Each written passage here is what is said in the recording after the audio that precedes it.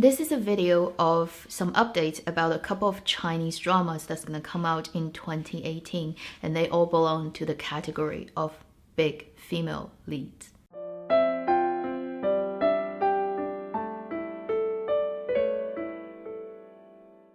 Hi, you're watching Avenue X, where a junkie on good storytelling shares her thoughts, knowledge, and occasional weird ideas on stories and how they're told. So, if you have been watching Chinese dramas for a while, you are probably very familiar with this particular, I wouldn't say genre, but a type of drama that is called big female lead, 大女主.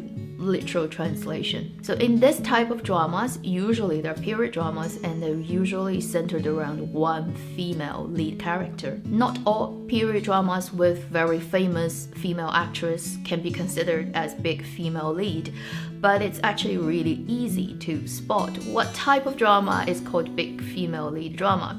First, it's often named as this character's name. For example, 芈月传, played by Sun Li. Her character's name is the name of this drama.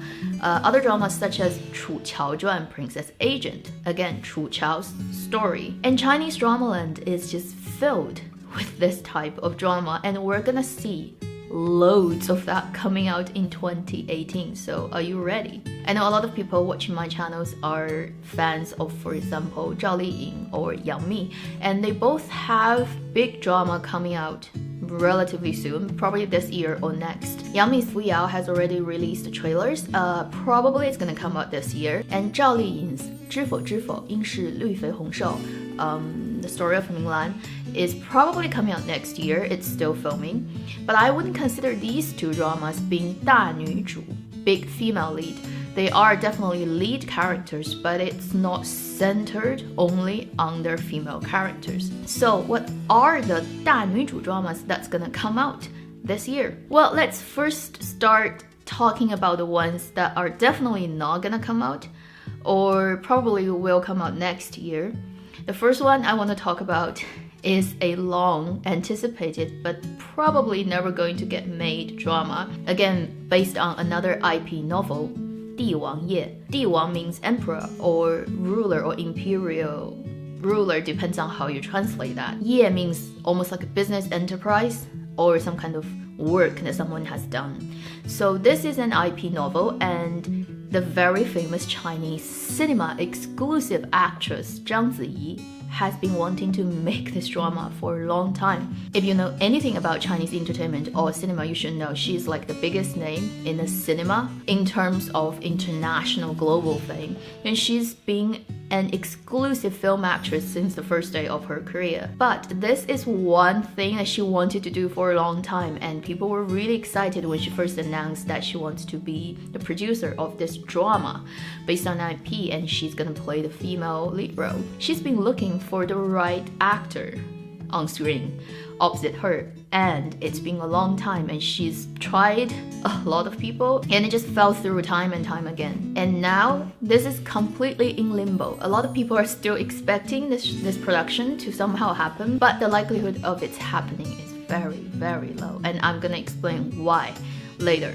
The second 大女主 drama that has just started filming, and probably we're gonna see it next year, is led by Tang, and it's called 大明皇妃, Empress of Ming. Again, if you know Chinese cinema, you should be familiar with her name. She's again a film actress, and it's actually not a very unusual thing for a very exclusive film actress to just shift to TV, because money is much easier and much more made if you do TV series rather than film. Now, I have always loved Tang Wei's acting. I think she is one of those actresses who has the ability to become very different characters she plays under different circumstances and direction. So she has a lot of range. This drama is again based on an IP novel, and it talks about a female role in a court setting in Ming Dynasty. Because it only just started filming, we really don't know much about anything about this drama, and I'll keep you updated with the news when it comes in. The next two dramas that I really want to talk about are kind of suffering from the same fate. So both of them have finished production, post-production, and they are already scheduled to be aired, but then they got pulled off suddenly right at the beginning of this year.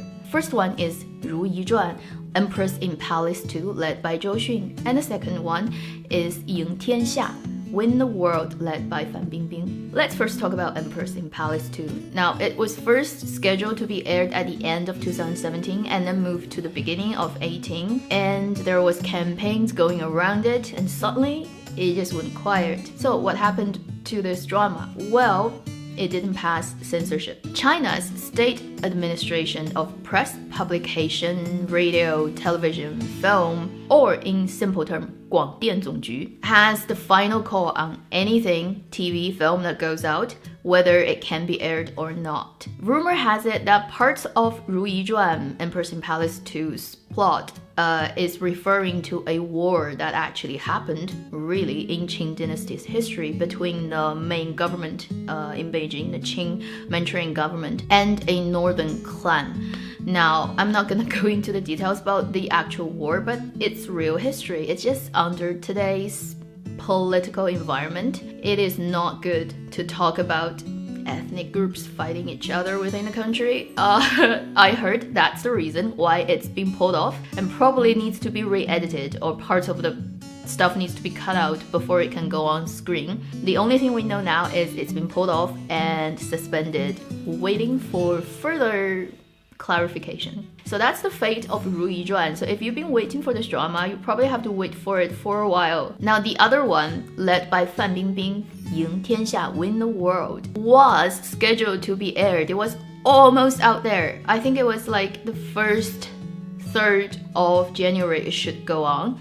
And then it was pulled off a few days right before its airing. So the story floating out there about this drama's fate is even more just dramatic and interesting. Win the World is set in Qin dynasty, not Qing dynasty. Qing, the earlier one, the one that when China was first sort of unified. And since the first day of the conception of this drama, people have been complaining because when the first wave of production shots came out, people were like, what are you doing? It doesn't look like China at all. It's Qing dynasty, so it's 2,000 years ago, yet the costume, the set design is so Japanese in many ways that it just freaked people out. And now the trailer's out, you can find it online. It doesn't even look like Japanese or Chinese or anywhere. The production design is just crazy. It's not authentic in any way to 2,000 years ago people's aesthetics or their ability to produce things. It's just been so not authentic to its period and its history, and its historical figures got a lot of historical fans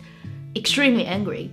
So apparently a couple of them wrote very long, very angry and very detailed letters to complain to Guangdian, who are in charge of these sort of release of cultural products, expressing their just absolute hatred about this production. Apparently, it got noticed. The rumor is it's being re-edited and redubbed because some characters' name needs to be changed. They cannot be the real people in history. So that's a huge rework in post-production. I just don't know how much work is gonna involve in that, whether after that crazy work is done, it could still go on, or whether that drama is just gonna be butchered the way that her previous drama about Wu Zetian gets butchered too. So in short, we do not know when the world is gonna come out, or if it's ever. Hopefully it still gets to come out. Not that I'm really looking forward to the story at all. It's just like, you know, real money was spent.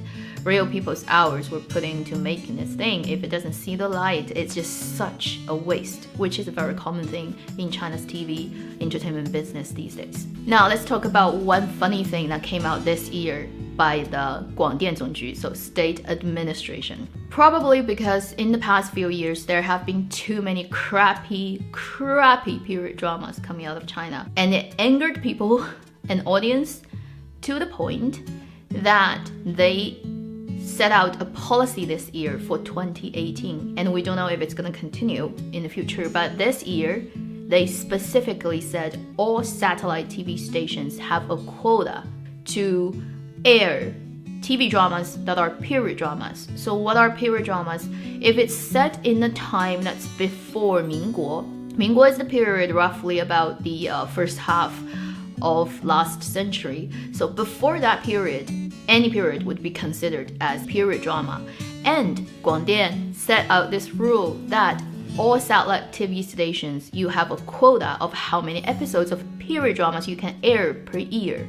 And now it's set to be 100 to 120. So within 1 year, you can only air that many episodes of period dramas. The big 4 satellite TV stations in China are Hunan, Beijing, Dongfang, which is Shanghai's station, and then Zhejiang. So these 4 are usually the sort of biggest names, and they kind of always fight for the rights for the hottest dramas. These days, period dramas are like 50 onwards. So nobody do anything under 50 episodes. It's at least 50, 60, easily getting to 80. Ru Yi Zhuan Empress from Palace was set to be 90 episodes. This is insane. And this is different productions, their strategy trying to starve their competitors.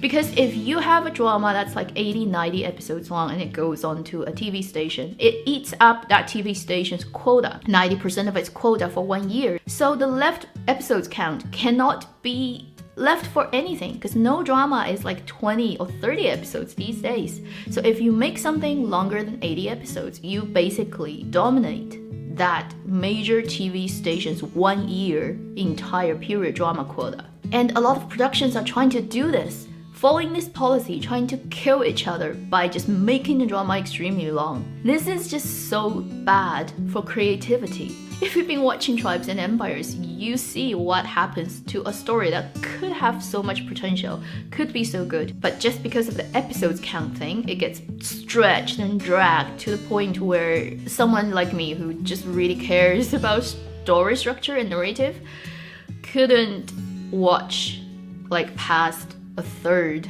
of its content.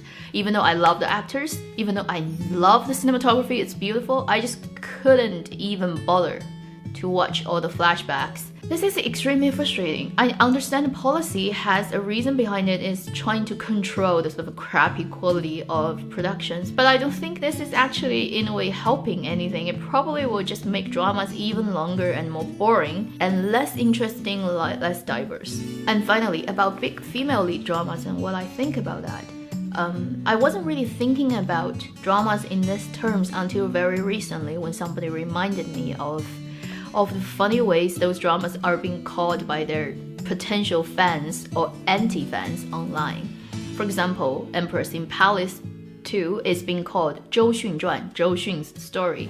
赢天下 Win the World is being called Bingbing Zhuan, Bingbing's story. 大明皇妃 Empress of Ming is being called Tang Wei Zhuan. And we could always call Empress in Palace 1 and Mi Yue Zhuan, really Sun Li Zhuan.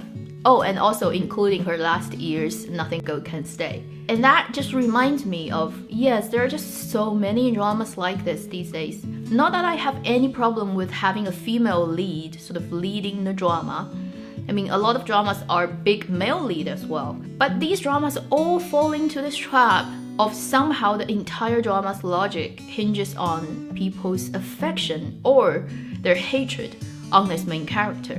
What usually happens in big female lead drama is like every man surrounding this female character somehow falls in love with her in some way.